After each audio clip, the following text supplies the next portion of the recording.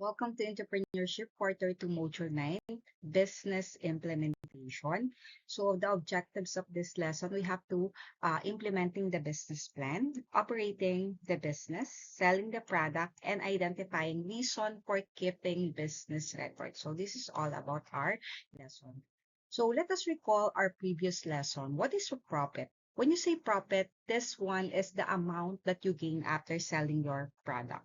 In computing your profit, you just simply follow this formula. So we have the sales, ima-minus lang natin yung cost of a goods sold. So when you say cost of a goods sold, ito yung mga direct costs ng ating product. And then it equals to our gross profit. But then the gross profit represents the difference between the net sales and the cost of sales. Meron tayong tinatawag na variable cost. Those are things that change based on the amount of the product being made and are incurred as a direct result of the producing the product. So when you say product variable cost, it includes the material use, direct labor, the packaging, the freight five, the plant supervisor salaries, utilities for a plant or a warehouse, depreciation, expense on production equipment, and machinery. So they are called the variable costs dahil nagbabago yung kanilang amount. So hindi siya fixed na kagaya ng iba. Okay, so next one we have here the fixed costs. Generally, are more static in nature. So when you say fixed costs, ito yung hindi na natin nababago. So number one on this is the office expenses, such as the supplies, utilities, a telephone for the office. Number two, the salaries, wages of the office staff, salespeople, officer, and owner.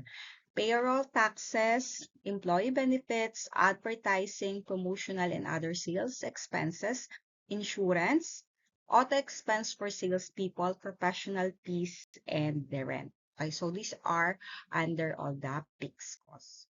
So for this activity, we have to identify the services offered by the following offices to you as an entrepreneur. So as an entrepreneur, we are connected on these services. Number one is the Department of Trade and Industry. Number two, Securities and Exchange Commission. Three, Bureau of Internal Revenue. Four, Mayor's Office. Five, Social Security System. Number six is PhilHealth. And number 7 is the Pag-ibig Fund. Pero ano ba yung ginagawa ng mga services offered nito para sa mga entrepreneur? So what is it? As an entrepreneur, it is important to know the services offered by the offices mentioned. Dapat daw alam natin ano ba yung ginagawa ng mga services na yon sa mga entrepreneur. And if your answer is yes, in what way that their services becomes important to you? Bakit kaya sa tingin nyo importante yon? But if your answer is no, what makes their services unnecessary to you? So ano naman yung dahilan kung bakit ka nag-answer ng no. And for number 4, do you think a business can last without availing the services of the said offices? Why or why not? So the guidelines for successful business plan implementation. So for the objectives is the entrepreneur should have a clear idea on what is his purpose of putting up his enterprise. So these are the objectives of an entrepreneur. Kung talagang gustong magkaroon ng business plan implementation, dapat malinaw din yung objective mo. So for the task number 2 is that means that the entrepreneur must know what the tasks are he has to perform in order that his objective will be realized. So ibig sabihin, ano yung task na gagawin mo para maabot mo yung objectives na meron ka. And of course, number 3 is the time allocation. This means that the entrepreneur should have the timetable. As an entrepreneur, dapat you have your own timetable or the schedule to follow every task so that it will be accomplished on time and realize his objective. Okay, so gagawa kayo ng time allocation para dun sa objectives nyo. And then number 4 is the progress. So this means that the entrepreneur should monitor the development of the task and accomplishment of the objective. So dapat nakikita natin ano ba yung nagiging progress ng mga ginagawa natin, naaabot ba natin yung ating objectives. Okay, so these are the guidelines for us to be successful in business plan implementation. So in operating a business, the entrepreneur should first consult professional for advices. So like accountant or consultant from small enterprises. So in your case, you can consult your teacher in entrepreneurship or anyone you think that you could help you. So this one, the following are the basic requirement to start a business in the Philippines. So if you want to really to start a basic business in the Philippines, these are the basic requirements. So nandito yun sa activity 1 nyo kanina.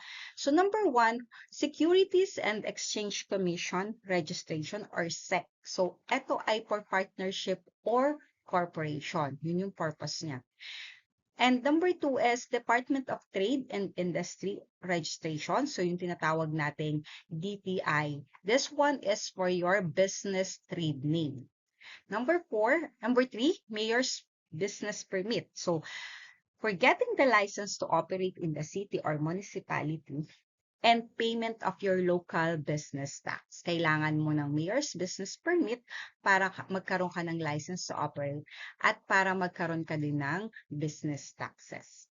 So in our Bureau of Internal Revenue Registration, we are going to get the TIN, official receipt, and invoices registering your books of accounts and paying your national internal revenue taxes. So dito, magbabayad ka ng iyong tax. SS PhilHealth Pag-ibig Fund Registration. This one is for registering yourself or company as an employer and for remitting your employees' contribution together with your employees' share. Okay, so these are the requirements or the basic requirements if you really want to operate a business in the Philippines. So other steps to follow before operating a business are as follow. Number 1 is you have to set up an accounting system or hire an accountant. So in this one, knowing how the business is doing financially, it is important for planning and survival.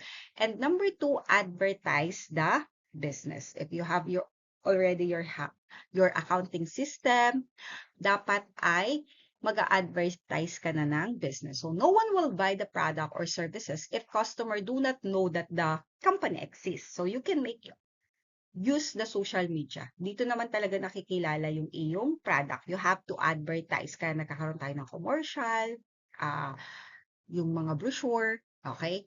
And number 3 is you have to secure insurance for the businesses. So liability insurance protects the business in the event of litigation, considered life and disability insurance, health insurance, and fire insurance when you are leasing an officer or storefront. Kasi kailangan nating kumuha ng insurance kasi ito din yung magsisave sa atin.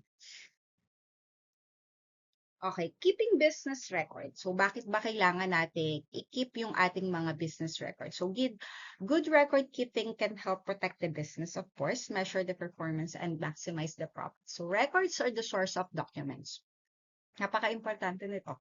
Both physical and electronic. So, dapat may soft copy at hard copy kayo that specify transaction dates and amounts, legal agreements, and private customer and business detail. Developing a system to log, store, and dispose of record can benefit the business. A systematic recording allows you to plan and work efficiently. Okay? Kailangan para makagawa kayo ng maayos, nakikita nyo yung dapat yung organized lahat. Meron kayong systematic recording. Meet legal and tax requirements, measure profit and performance, protect your rights, and manage potential risk. So, kung lahat ay documented, so madali nyong matatrack yung inyong progress. So what we have learned, so implementing the business plan is not that easy. It needs to be registered to make it legal. And the record keeping gives a lot of benefits to the enterprise. So for the quiz, number 1, 2, 3, 4, 5. Thank you for listening.